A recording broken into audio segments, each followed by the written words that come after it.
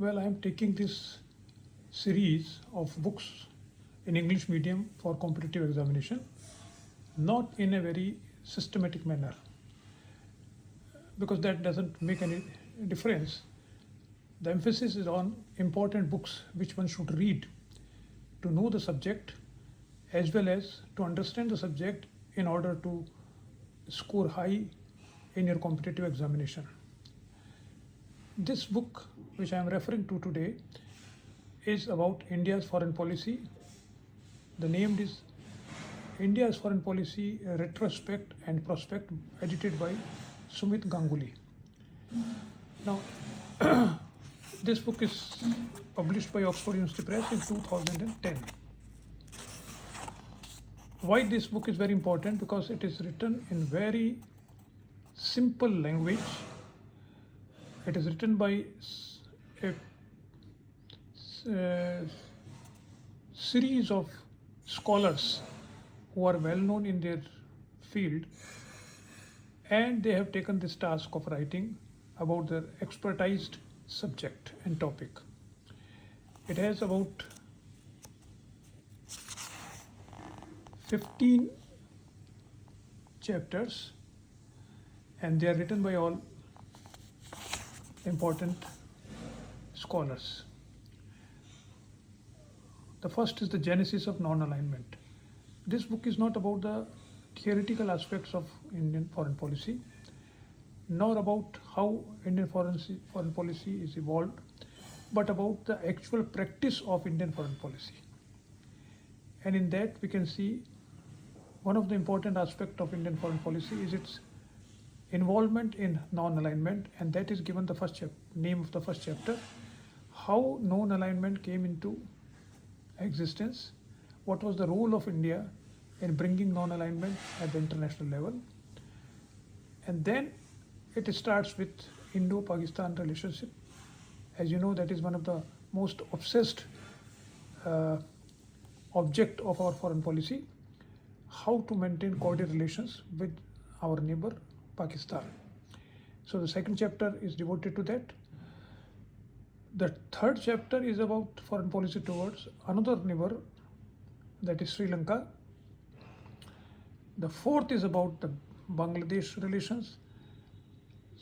And the fifth is very important. It is written by a foreign scholar, Evolution of India's China for Policy. Well, that I think is very important, and I am certainly very much engrossed in this chapter. The sixth chapter is about Southeast Asia in Indian foreign policy, positioning India as a major power in Asia. Now, India, as we know, is a major power in Asia, and how it deals with minor powers. Because as someone has said, that a character of a man or a nation or a group is determined by how it behaves when it is in power, not when it is not in power. So when in power, in how India behaves with its far neighbor Southeast Asian nations, that describes its nature as an important nation in international arena. Then we have a chapter which is not very important from the examination point of view, that is Indo-Iranian relations. The next is Indo-Israel relations.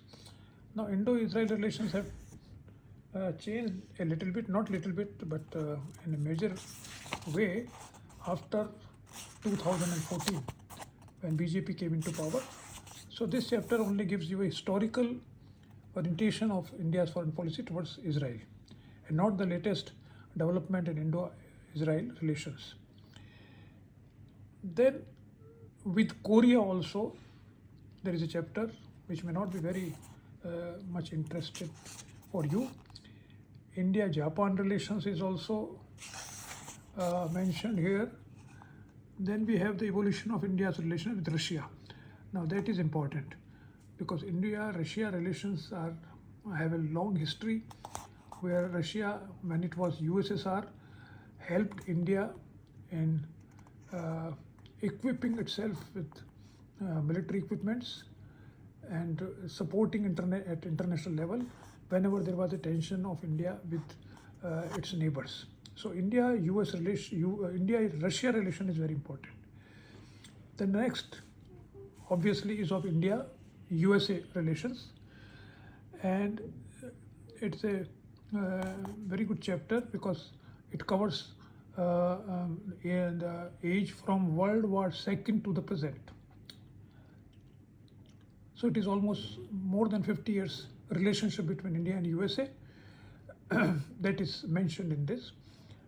Then there is important aspect of India's nuclear policies, because after 1974, India's nuclear policy has become an important aspect to be studied while we are studying Indian foreign policy. So India's nuclear policy is also mentioned here.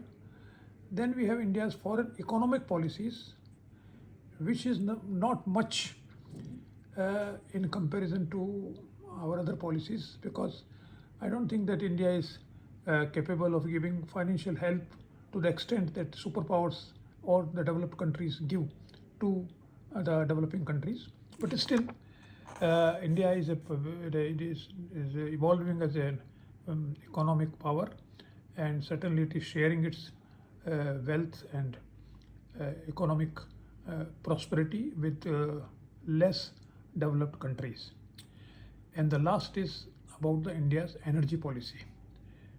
Now, energy policies and the emphasis on this chapter is on the influences on India's energy policy.